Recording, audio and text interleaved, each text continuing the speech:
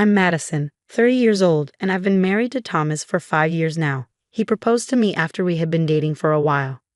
Thomas is 2 years younger than I am, and undeniably handsome, with a bit of a reputation as a ladies' man.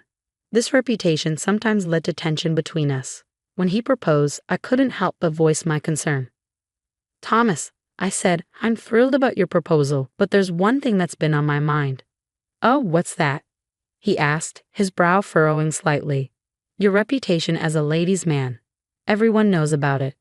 Hearing this, Thomas laughed softly. "That's only because I had never met a woman I truly loved before. But now that I've met you, Madison, I promise there won't be any rumors with other women. Can you trust me?" "Absolutely," I replied. And so we got married. Our wedding took place at a prestigious hotel known for hosting grand celebrations. I wasn't too keen on such a lavish affair, but Thomas's family was well known in society, and they had a tradition of holding weddings at this particular hotel. I had no say in the matter. At the reception, Thomas's family and relatives exuded an air of having lived life to the fullest, while my family was small and modest. My father had died in a car accident when I was young, and I had no siblings, so it was just my mom and a few close relatives. I suggested to my mom that we invite more people to balance out the guest list, but she just laughed it off. Being a lawyer and the head of her own firm, my mom was great at public speaking. Her speech at the reception was praised by many, but I was so embarrassed I wished it would end quickly.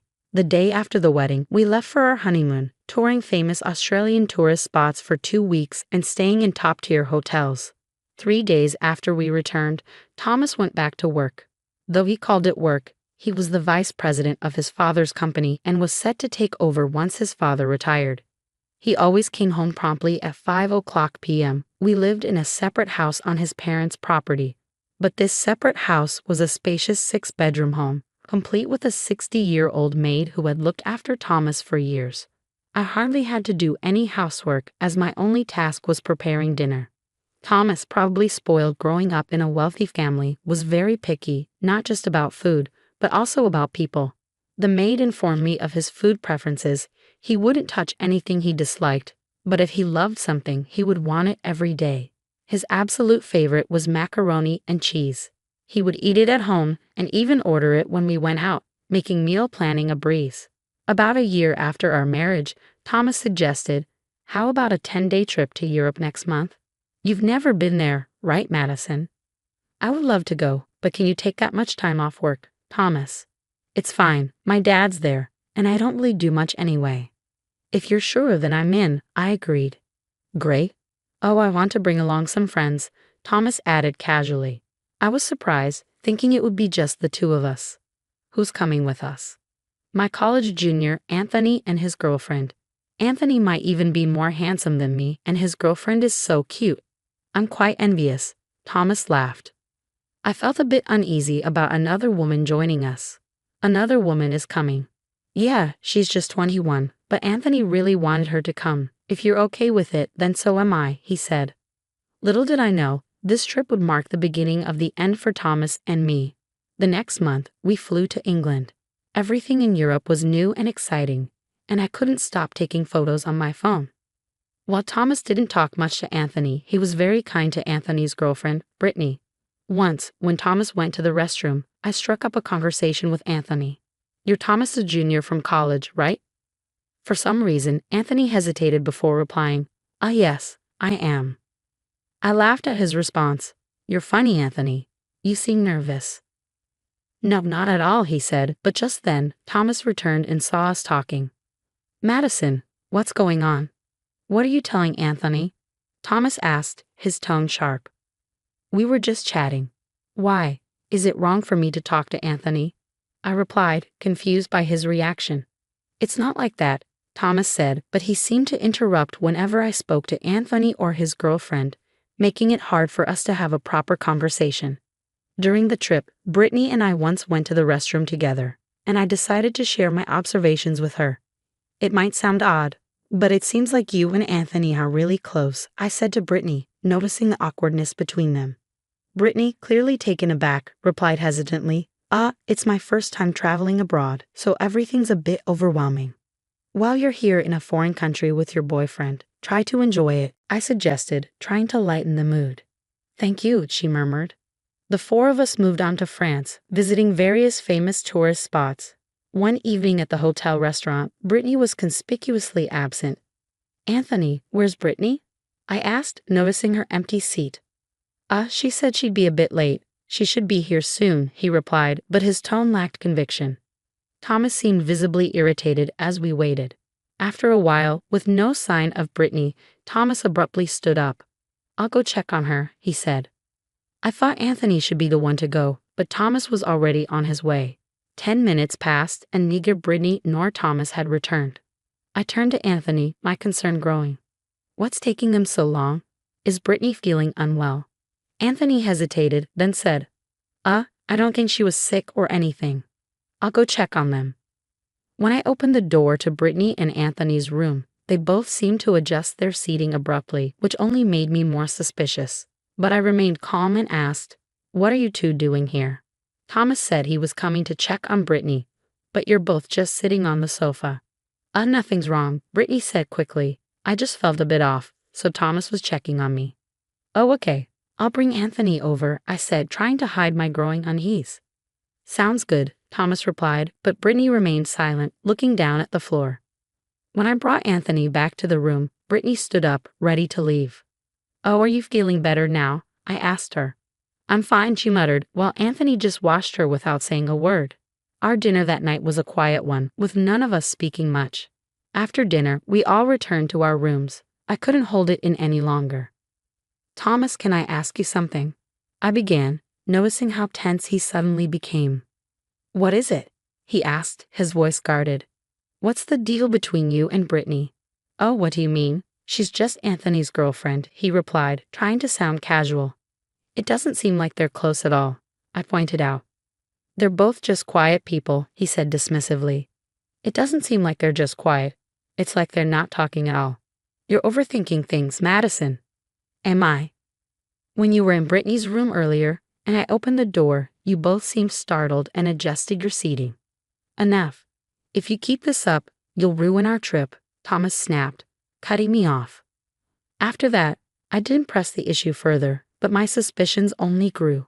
The next day, while we were touring, Thomas and Brittany suddenly disappeared. I searched frantically, but I couldn't find them anywhere. Anthony seemed to be looking too, but he didn't appear genuinely concerned. After about 2 hours, Thomas and Brittany reappeared. Thomas, where were you? Where were you, Madison? Brittany and I were looking for you. I was searching everywhere. Anthony didn't seem too worried, though. Well, what can I say? Thomas replied evasively. Brittany, where were you? I asked, hoping for a straight answer. Brittany just looked down and didn't respond. Brittany was with me, looking for you and Anthony, Thomas said. Is that true, Brittany? I asked, turning to her. She gave a slight nod, but I wasn't convinced. Still, I didn't push further. From then on, Thomas stayed close. But he barely spoke to me for the rest of our European trip. Even when I tried to initiate a conversation, his responses were dismissive. The day after we returned, Thomas took a day off from work, claiming he was tired. You've had a long vacation. Shouldn't you go to work? I asked. He replied with a sleepy face, Oh, I'm good. That moment made me realize how irresponsible he was about his job. The following Friday, just after 5:00 p.m., Thomas called me. I won't be coming home tonight, he said bluntly. Hold on, why? I asked, alarmed. You don't need to know every detail, he replied coldly. You're my husband, Thomas. Of course I have the right to know, I insisted. But he hung up without another word. I was sure it had something to do with another woman, probably Brittany. The next day, Saturday afternoon, Thomas returned home with a lawyer. Without any preamble, the lawyer said, You owe $50,000 in compensation for adultery. Thomas smirked and added, Just pay up. I was dumbfounded. Why was this lawyer making such a claim? As I stood there in shock, the lawyer handed me his business card and left with Thomas. Thomas, if you're leaving, at least explain. I called after him, but he left without a word. I gathered myself and called my mom, using the number on the card. Mom, are you free? What happened? This lawyer hired by Thomas just came and demanded $50,000, claiming I committed adultery. I'm so confused. Did you? She asked. Of course not. Then don't worry. But he's a lawyer, Mom. Who is he? I looked at the card again and was shocked to see the name of Mom's law firm written on it. He was a lawyer who belonged there. Mom, he's from your law firm. Who? She asked. I told her the name, and she replied, that man is always taking on dubious cases. Can you ask him to drop the case? He might, but Thomas will just hire someone else. What should I do? After a pause, Mom said, I'll handle this for you. Thank you, Mom. I'll look into it too. Later, Mom called me back. I figured it all out. Thomas is a terrible man. I'll teach him a lesson, she said, revealing Thomas's devious plans. He had always been a ladies' man, but this was beyond anything I had expected. But maybe I was wrong to marry him. You did nothing wrong, Madison. So you're okay with divorcing him? Absolutely. Let's call Thomas and set up a meeting. You'll come too, right? Of course. I need to give him a piece of my mind. And make sure his lawyer comes too. I will. I called Thomas and told him we needed to discuss things and to set a date with his lawyer. Misunderstanding my intent, he said, Oh, finally ready to pay the settlement? I'm all for that discussion.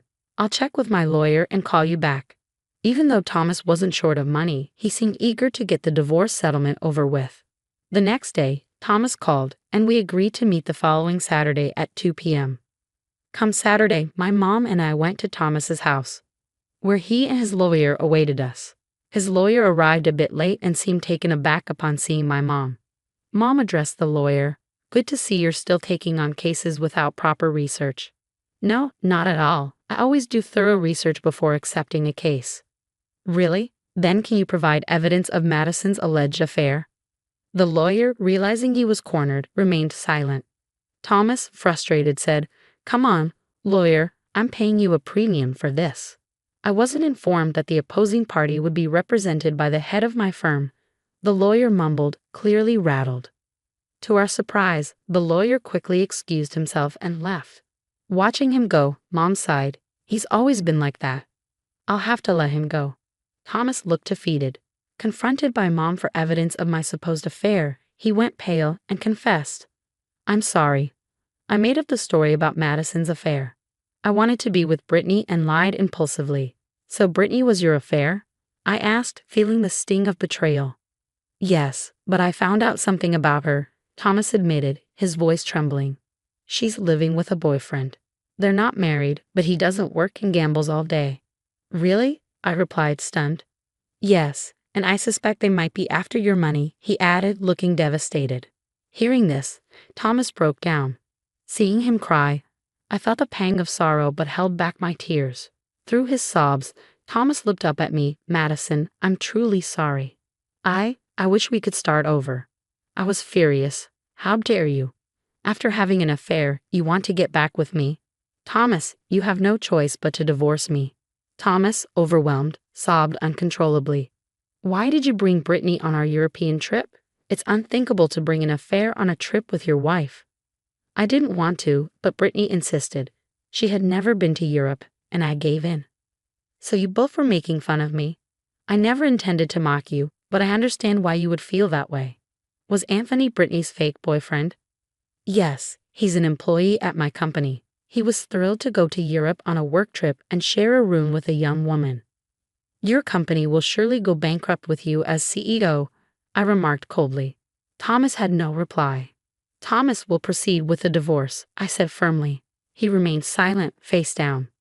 Last time you demanded $50,000 from me. Now I'm asking for $500,000. You can afford it, right? Thank you for your time. We'll be in touch. Mom and I left Thomas's house and returned home. I turned to her. Thanks for everything, Mom. It's my job, she said with a smile. I'll send you the bill. Mom laughed. 3 months later, I officially divorced Thomas, who promptly paid the settlement I demanded. Later, I heard that Thomas, still infatuated with Brittany, went to her house.